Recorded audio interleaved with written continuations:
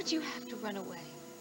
I was always running towards you. I can still see Tad in your eyes. Yeah, well, that's part of the problem. People keep looking at me like they expect to see Tad Martin. And what is the matter with that? I loved him. And divorced him. And was about to remarry him again. I never stopped loving Tad. I never stopped thinking about what it would be like after he died. That doesn't mean it would have worked. Think about it. We would have come back from our honeymoon to find our good friend Brooke English getting heavier pound by pound. How do you think he would have reacted to the good news about her little bundle of joy? I don't know. I don't think it would have been easy.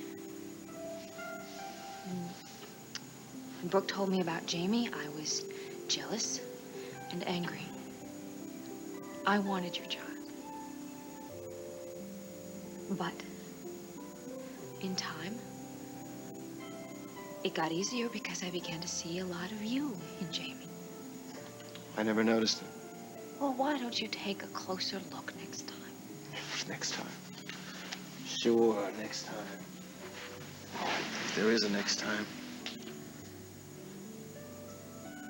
What's he like? Jamie? Well, he's a great kid. He's into everything, real detective. And, you know, you just put food out in front of him and he'll eat it. Just like his father. Touche. All right, so we share the same genes, that's it. What do you mean, that's it? I mean just that, that's it. Maybe I should just back off. I mean, the poor kid's life is already so complicated. Wait a minute, what is so complicated about getting to know your father? Dixie, he's barely even met his father. His father is not married to his mother, and his father's been away with amnesia for 2 years. Well, that doesn't mean that his father can't still come home. Even if I did, the poor kid would need a bachelor's degree to figure out our relationship. And then, of course, there's always Brooke, who wins the Mother of the Year award year after year, whether I'm around or not. And then there's Edmund. Probably be a much better father than I would anyway. Besides, he's just dying for the job. And you're not? I don't know. I'm supposed to be dead, remember?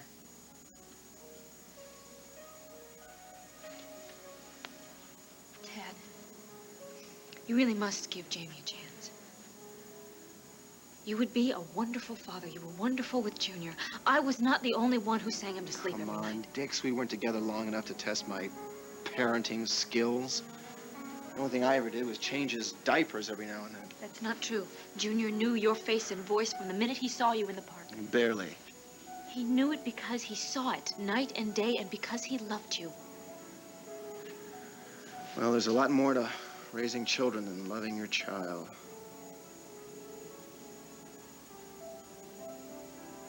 Are you thinking about Brooke? Dad, what do you feel about Brooke?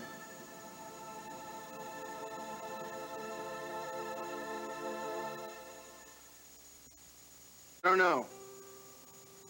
Even though we share the most intimate bond imaginable, I can't understand why she worked so hard to keep it from me. She was going to tell you. Yeah, that's her story. Brooke is very honest. Painfully honest. Really? How long did she lie to you about Jamie's real father? That was different. And she did tell me. Finally. You have no idea how many hours we sat in this very room going over my entire life with a fine-tooth comb. She practically reconstructed my entire life, except she left out one very important branch. So angry right now, I don't know how I feel about her. She said when I fell off the bridge, we were still friends. You were friends. Well, I really don't know if she can hang on to that title. After everything that's happened, Dixie, I just don't know if I can get over this. You can. You will. And the sooner you do, the more it will mean to your son.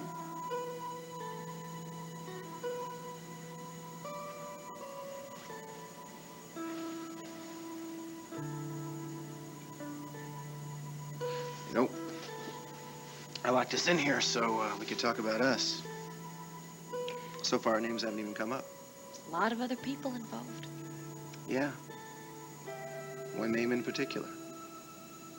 And if you won't say it, I will. Brian.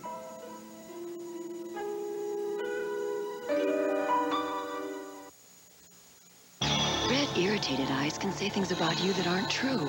They can look worn out, upset, stressed out, even if you're not. Use Visine Extra. It cools.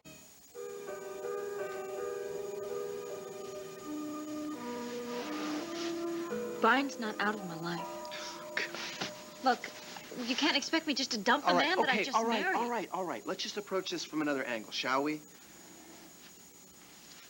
Would you have married Brian if Adam had not put the screws to you? I honestly can't answer that. You could try. Look, I don't know, Tad. I made the best decision I could under the circumstances, under what I knew. And I didn't know you were alive. All right, okay. Then answer this. Would you have married Brian if you did know I was alive? No, of course not. Yes! Now we're finally getting somewhere. That doesn't mean that I don't care about Brian. I didn't say that. Do you know how many times people have told me the man is a prince? Brooke practically drilled it to my forehead the last time I left you in New York. I'm so sorry. I'm sorry if you don't like that, but that's the truth. I don't know what I would have done if Brian hadn't been there. I hate that part. Oh, God, I hate that part. I mean, don't get me wrong. I'm grateful. I'm glad you're okay, but I just wish that I had been the one to take care of everything. I do. I wish it had been me. You can't keep wishing for what didn't happen. Well, I can't help it. I keep wishing that I was the one that pulled Adam off your back. I keep wishing that I had been able to take care of you the way Brian did. If I had, then maybe, just maybe, I would feel like Tad Martin wasn't such a loser. Not to mention the fact you'd still be single and available. Guess we just weren't that lucky. Guess we weren't. So, where do we go from here? Well, thanks. I don't know what to do. Well, unfortunately, it's not up to someone else. I know. I've been over this a million times in my mind. Either I hurt Brian, who's been through some of the worst times of my life with me, or I say goodbye to you. Which is impossible because I love you. Yeah. That's it in a nutshell. It's a pretty horrible nutshell. Maybe so, but nonetheless, it's up to you, Dix. Choose.